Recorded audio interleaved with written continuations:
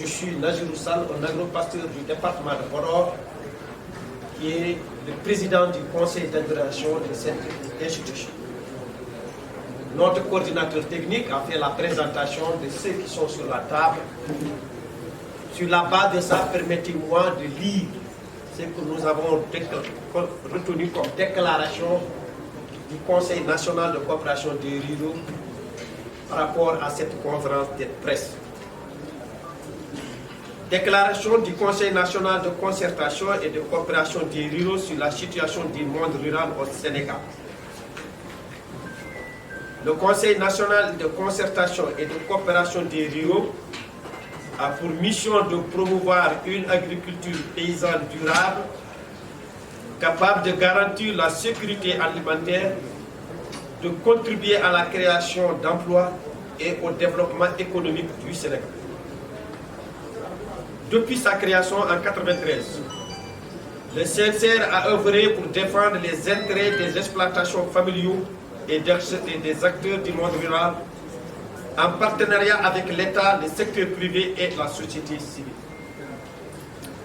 Le mouvement paysan sénégalais, dont le CNCR est l'expression la plus aboutie, est le fruit d'un long processus de mobilisation, d'organisation des agriculteurs, des éleveurs, des pêcheurs et des acteurs de la sylviculture. Né dans les années 70 en réponse aux défis posés par les sécheresses et les politiques d'ajustement structurel, ce mouvement a su s'imposer comme acteur incontournable du développement rural au Sénégal. Les luttes menées par le CNCR ont permis d'obtenir des avancées significatives dans divers domaines, tels que la reconnaissance du rôle des organisations dans la gouvernance du secteur agricole, la mise en place de mécanismes de concertation et de financement de l'agriculture, ou encore de la protection sociale des personnes exerçant des métiers agricoles à travers la loi agro-silvopastorale promulguée en 2004.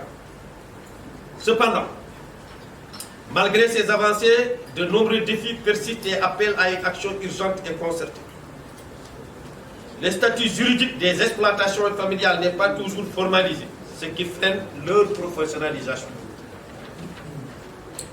Les personnes qui exercent les métiers de l'agriculture ne disposent pas de régime de protection sociale.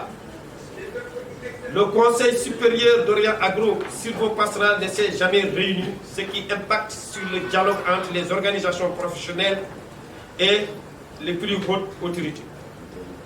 Le système de financement agricole et rural reste encore peu efficace et efficient. Les réponses et interventions en faveur des jeunes souffrent encore de cohérence et de synergie, ce qui nécessite de repenser leurs approches. Après plus d'un quart de siècle, le processus de réforme foncière enclenché n'est pas toujours abouti. Tous ces défis entravent les capacités des exploitations familiales à nourrir les Sénégalais et à assurer une souveraineté alimentaire à notre pays. Augmenter durablement leur productivité en résiliant face au changement climatique, rémunérer mieux leur travail et protéger les consommateurs suppose des politiques publiques définies et mises en œuvre d'une manière concertée qui responsabilise les acteurs privés et surtout les organisations professionnelles agricoles. Face à cette situation, le CNCR formule les propositions suivantes. Pour promulguer et mettre en application un décret qui formalise les statuts juridiques des exploitations familiales en application du chapitre 5 de la loi agro-silvopastorale, afin de faciliter leur accès au crédit et aux opportunités du financement, ainsi que de favoriser l'autonomisation des femmes et l'emploi des jeunes.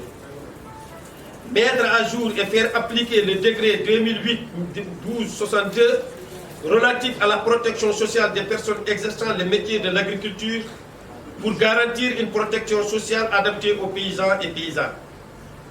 Organiser la première session du Conseil supérieur agro-silvopastoral en 2024, conformément au dispositif prévu par le décret 2007-1147, afin d'améliorer la gouvernance des politiques agricoles et de favoriser une culture de transparence et de redevabilité.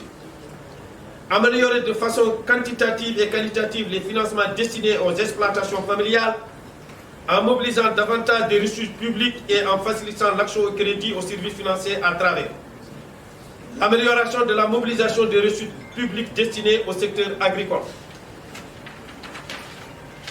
l'allègement des coûts du crédit par une bonification du taux d'intérêt de 7,5 à 5 et une baisse des frais connexes.